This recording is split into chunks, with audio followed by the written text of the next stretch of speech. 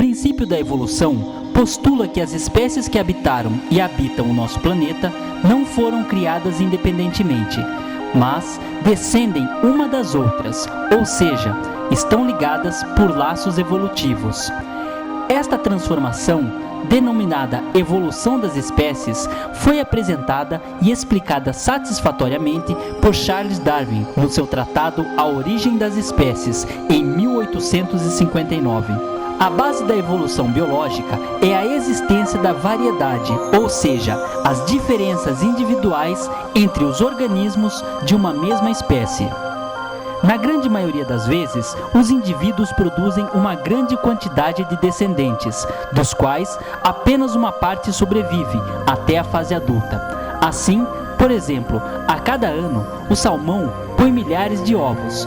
Uma ave produz vários filhotes. No entanto, as populações das espécies em um ecossistema em equilíbrio não crescem indiscriminadamente.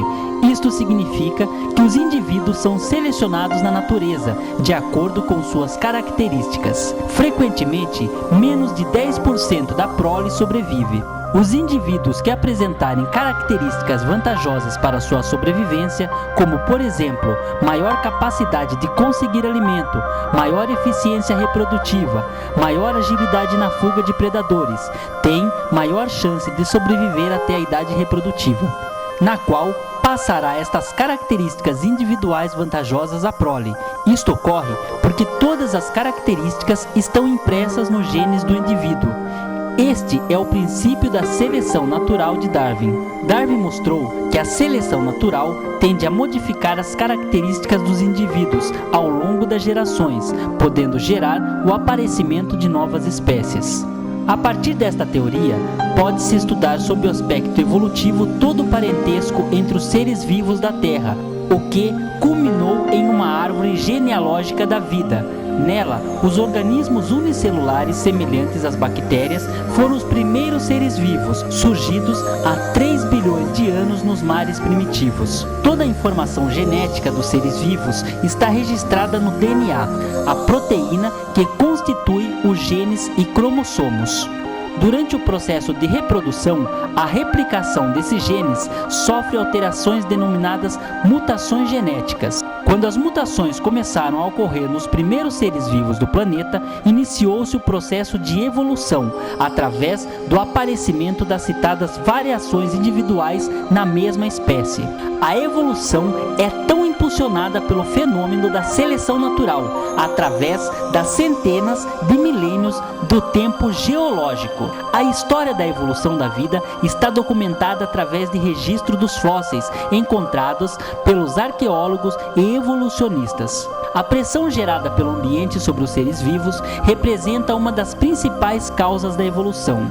Ambientes naturais geralmente apresentam fatores negativos e limitantes, além de realidades difíceis como predação e a competição. Ambientes hostis e instáveis impulsionam o processo evolutivo, uma vez que selecionam fortemente apenas a sobrevivência dos mais aptos. Como consequência da pressão ambiental e da existência das mutações genéticas, criando toda esta gama de diferentes biomas e ecossistemas que constituem a biosfera.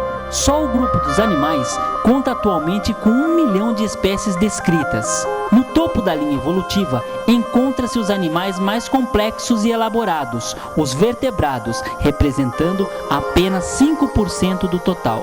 A teoria de Darwin.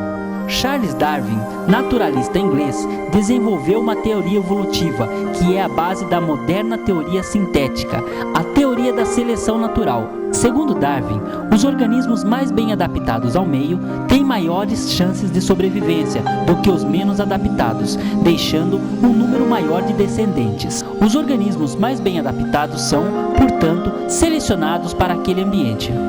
Os princípios básicos das ideias de Darwin podem ser resumidos no seguinte modo: os indivíduos de uma mesma espécie apresentam variações em todos os caráteres, não sendo, portanto, idênticos entre si. Todo organismo tem grande capacidade de reprodução, produzindo muitos descendentes. Entretanto, apenas alguns dos descendentes chegam à idade adulta. O número de indivíduos de uma espécie é mantido mais ou menos constante ao longo das gerações. Assim, a grande luta pela vida entre os descendentes, pois apesar de nascerem muitos indivíduos, poucos atingem a maturidade, o que mantém constante o número de indivíduos na espécie. Na luta pela vida, os organismos com variações favoráveis às condições do ambiente onde vivem têm maiores chances de sobreviver, quando comparado aos organismos com variações menos favoráveis. Os organismos com essas variações vantajosas têm maiores chances de deixar descendentes, como a transmissão de caráteres de pai para filho. Estes apresentam essas variações vantajosas. Assim, ao longo das gerações, a atuação da seleção natural sobre os indivíduos mantém ou melhora o grau de adaptação destes ao meio. Concluímos que as espécies continuam sua evolução e segue nossa observação desses fenômenos naturais.